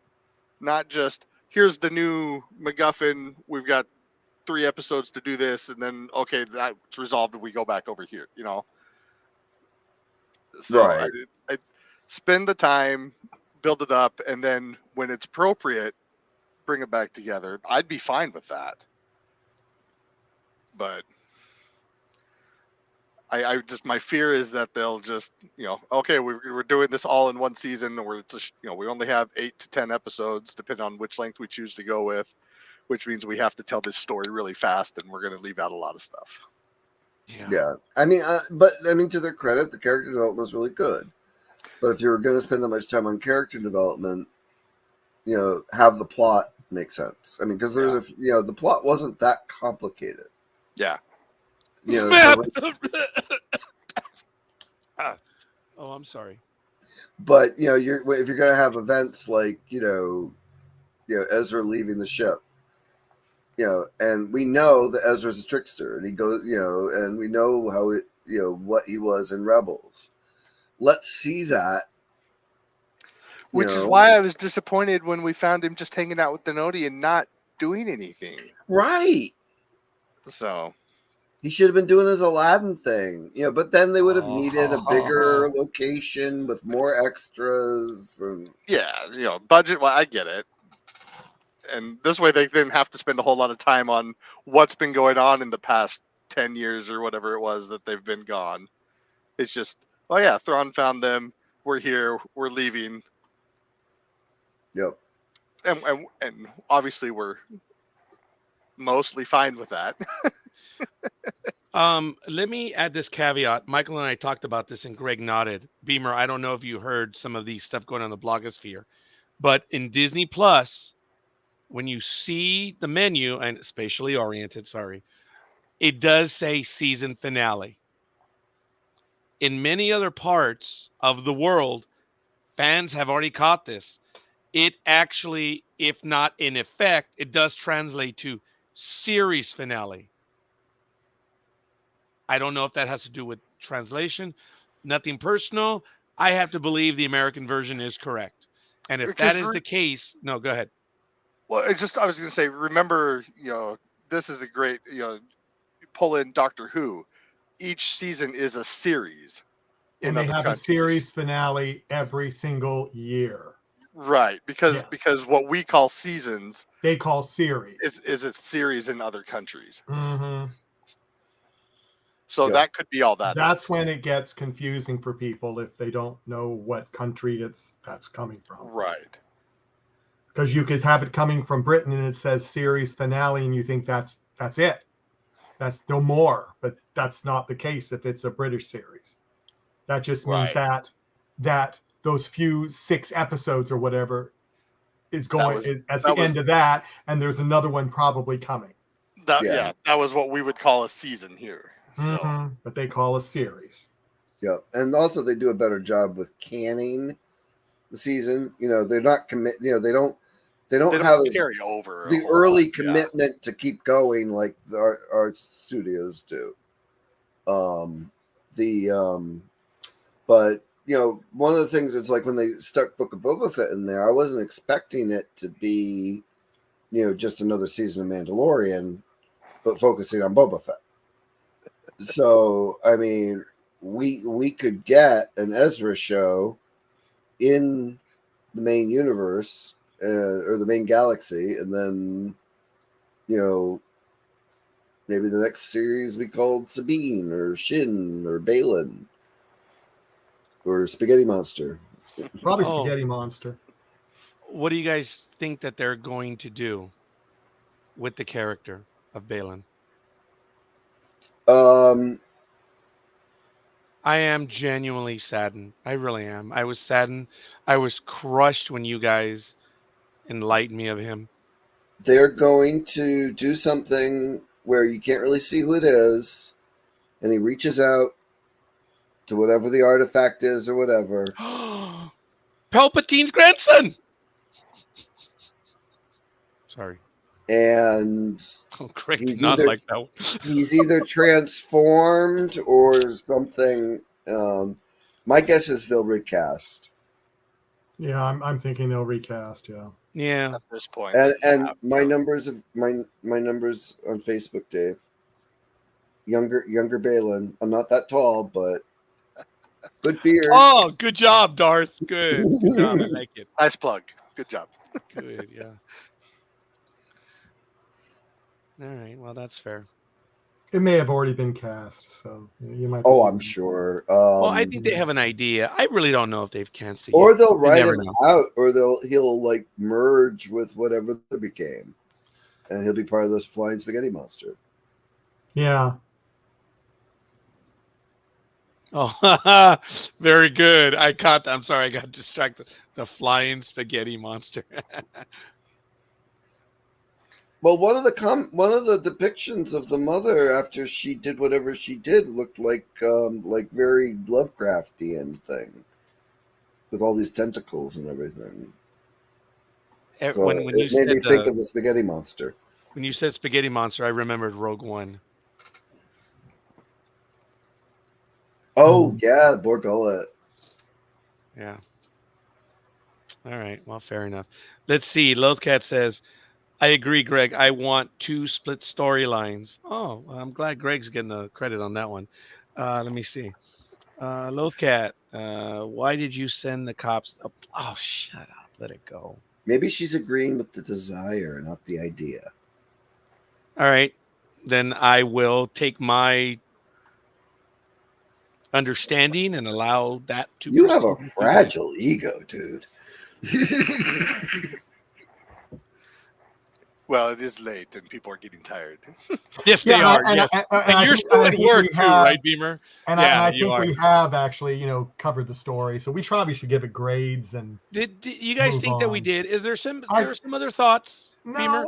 No, unless Beamer does, because he came in late. But Yeah, no, I've No, but there's he was just a couple that commenting away. like I said, I wasn't sure if you guys I missed it before, so I just wanted to get that out there, and I've covered those. We talked about Shin, we talked about Balin, we talked about Ezra, we talked about Sabine and Ahsoka, how they all ended up. we talked about didn't Logan mention and the starving her little. to death. Yeah, we've talked about. Did we talk about Anakin's Force Ghost? No. Anakin's Force Ghost showed up at the very end. He seemed a bit relieved. Yeah. He looked like a proud daddy. I think he was checking in on Ahsoka and the proud dad, proud of that. But there was also the when he kind of looked away towards the other. There's still a connection between him and the Mortis storyline that's going on with the father, the son, the daughter, and wherever else they're bringing her. That's what I thought. Yeah. Do you think Anakin interceded because he knows what Balin was up to? I think so, and I think he wanted to just make sure Ahsoka took back her Padawan. Okay. I don't think did they have Ahsoka any die in the material world once they're in the world between worlds? Gentlemen, did Ahsoka die when she fell? No, she passed beyond thought and Oh. thought and time. She did. Yeah, we did talk about it. She is now the Gandalf of this series. Yeah, because she's wearing white. Yeah, that's Oh, why. Depending Man. on how deep you want to go into that, I Well, and you can also think of personally I don't think she Starbuck in the died. new Battlestar Galactica. Oh, she was dressed in white too. Mhm. Well, they did that with the old Battlestar Galactica too, and that was a hell of a lot more, weird with the Yeah. Crystal City and the. The beams of light. Yes. So, all right, fair enough. We have discussed quite a bit. Look, I think we still did a good review. Maybe we're meandering a little bit because we know this is going to be the last episode and of this one at least for now. I do want to get to the point where we come up with the grades. I'm really curious on this one. I think Beamers is going to be the highest. Oh, and Lothcat. I said yours with respect, young man. I am looking forward, but we know where Lothcat stands. So, Lothcat, come on. Alan, come on, buddy. What are your grades? What are your scores? Come on, Lothcat. She already did. They're coming in. They're coming in now. Both All right, got ladies and B gentlemen. minus. On election night, we're getting our first returns. All right, so we have one of the primaries. It's in, and we're going to certify it. We have a B minus. All right, I am going to go in on this one. There was still some heavy stuff in this episode related to the relationship. Hu Yang said, and he prophesized it, they're better together. And when Sabine showed up, when Tano was probably going to get taken out, because she was surrounded. Sabine showed up and even caught the zombie. I know them off guard. They won as a team. That was good. There was a lot of character work. The stuff between them is far from over, but it was 8 episodes, and I'm going to judge harshly. I'm going to give this episode a B. I mean, no, I'm going to give it a C plus. Ooh. This was a season finale. I expected more. I really did. Was it a good episode? Yeah, but my thinking was meandering when it was over, and Darth crystallized it.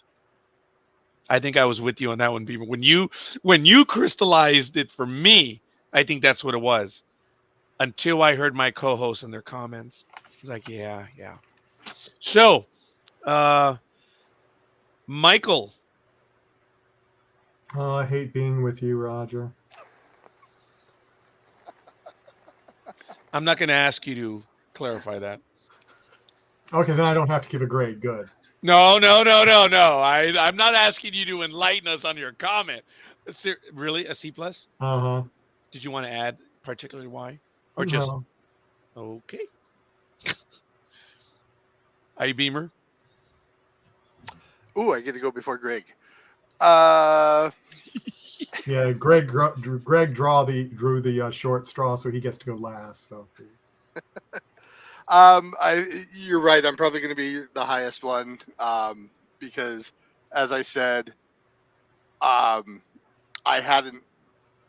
I enjoyed it. I enjoyed it, and so I hadn't fully started thinking on the what would drag it down until I started hearing you guys. But it wasn't enough to change my overall enjoyment and rating.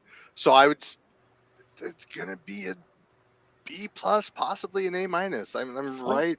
I really enjoyed it. I thought Awesome. that, like, Uh, there was my there were things that I did say, okay, that would have been better. we'll need to work on our delivery on our criticisms for you. do you know though?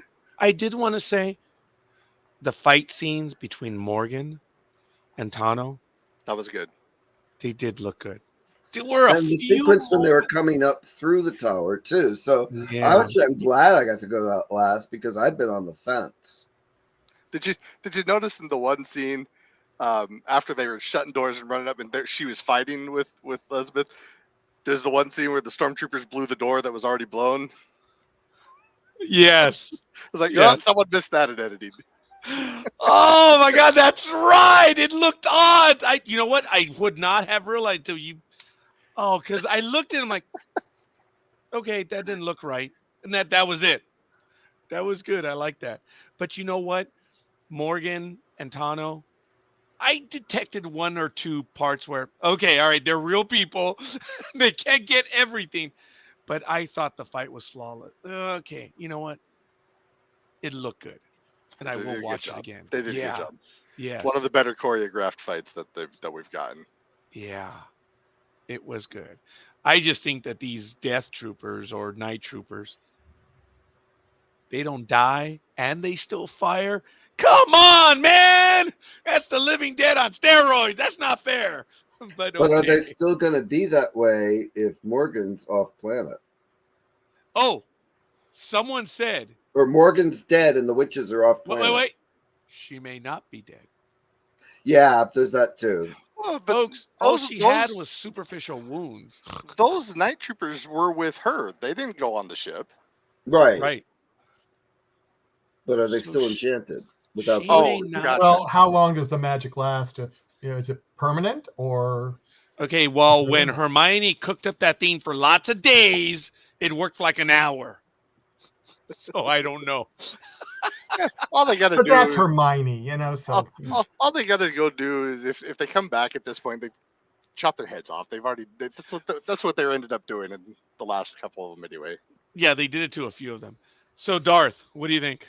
So I've been on the fence here. Is it a sharp wooden fence or metal fence? Just curious. It's between a B minus and a C somewhere. You know, the visuals were really good. The fight was really good. What they did show us was awesome. But I also, like you said, it's a finale. I expected more. And not only that, I expected more of the story that they were giving us. I'm gonna say a C plus. I'm settling on a C plus. I'll give them that plus just for the gorgeous visuals, that really cool sword, It did look good. and a peek at Ezra's personality. Yeah. You know, the imagery at the very end, what were they looking at? They were looking at the rings of the planet, right? That was my guess. Yeah. I thought that's what it was. It looked like light shining through clouds, but I'm pretty sure it was the rings Yeah. visible through the clouds. My first watch through, I was trying to figure out what it was, but when I watched it again, it looked like the rings. So how many times did you see the episode, Beamer? Twice.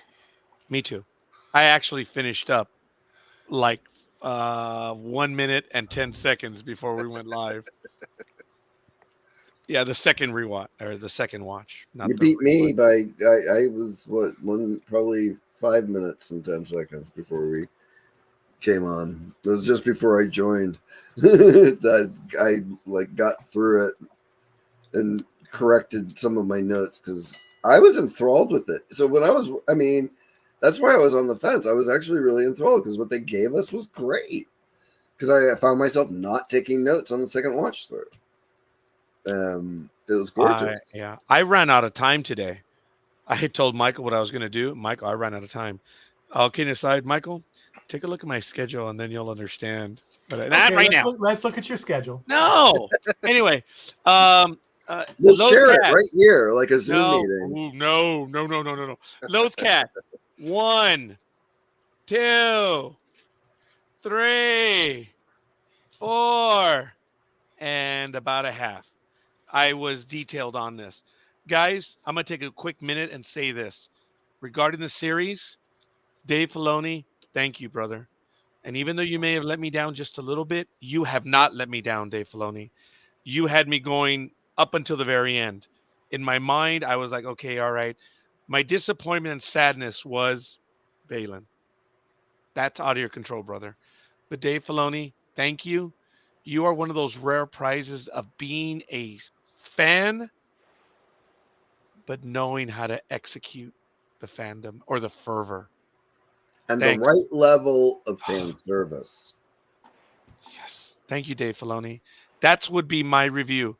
And Beamer, please comment, but I want to say that I'm with Beamer. Once they announce Ahsoka, whatever, may the force be with you. I'm in. I can't do it, man, right? May the force be with you. So, you guys want to do a quick, like 30 seconds or a minute, your thought of the season? No? Would you guys agree with me a little bit? I kind of touched on I it. thoroughly enjoyed it overall. Yeah, I did. I also did overall. You know, a lot was done well. There were some things I would have done differently with not necessarily the pacing, Yeah. but the way it was broken Couple up spots, and right. added more. I would have added more. You know, and I would have showcased Ezra. We've been waiting for Ezra, and you let us down on that. But It was everything else is all cool. build up and hype to let's go find Ezra, and he wasn't Ezra in a lot of ways. Yeah, just a few brief things in the last episode, and a few in this one, and you know, overall, I want to say the show was probably a solid B for me. It wasn't. It didn't give me the goosebumps Kenobi gave me, but it wasn't as big of a. It was not the letdown that Andor was. You know, uh, this one did not give me goosebumps either, but there was good stuff. So I'm not going to belabor it. I think I said it earlier, but I did want to add that there were no goosebumps moments for me. There was a little bit of frustration here and there, but nothing. Dave Filoni, you lucky bastard. And I say that with love. I think you're doing a great job, brother. Please get them to extend the seasons. Beamer, Well, last give us thought? 3 a year instead of 2 or 1. Well, Michael and I have talked about this. There's going to be a delay for a while. Right. Oh, we know there's going to be a delay, which is why I've been saying 3 years instead of So 2. if you guys want to do some Mandalorian, Andor, well, not you, but you guys want to do some rewatches of Oh, those I'll to talk catch up. Andor. I know, Greg. I'm just screwing with you, If brother. you want to do a Thursday night show and I'm available, count me in. All right. Well, there we go. I know we have some stuff going on, all kidding aside, but Michael, I had a blast with this one. I did. This was cool. I'm so thankful. Lothcat in the chat room, Alan in the chat room, iBeamer, dude, out of nowhere, you joined us. That is so cool. I love I got to having meet you your on, man. friends. Yeah, this was fun. And I appreciate that we're good. So, Greg, dude, I joked with Michael. I said, yeah, you've been there for almost everything, even the stuff that I haven't asked for, and I appreciate you're there. Michael, Just wait again, to see what's coming, Greg. yeah, you know what, guys? We don't want to be, we want to say, but we got to keep it cool for right now. There's a lot of good stuff. So, look, iBeamer, you're more than welcome. If you want to join the Empire, we have a Facebook internal page. Find us. It is the NDB Media host page. And if you want in, send us an invite. We'll get you in. I'm not going to keep you waiting 8 weeks like I kept Elizabeth waiting. So there might be a nasty comment from Elizabeth right now. So Might be one from me too, but we won't go into that. ooh, the family is getting its dirt out there. All right, all kidding aside, folks, this was fun. I can't wait to see what they're going to do. And I thank my co-hosts, all of you. You guys were great. Thanks for hosting and inviting us to be part of it. And allowing upstarts to join in. Oh, young man. That's how I got here. We're all upstarts. We are. So I'm going to end this to get on the 2 hours. We're out of here. And it's going to be great. We'll see you guys soon. May the force be with you.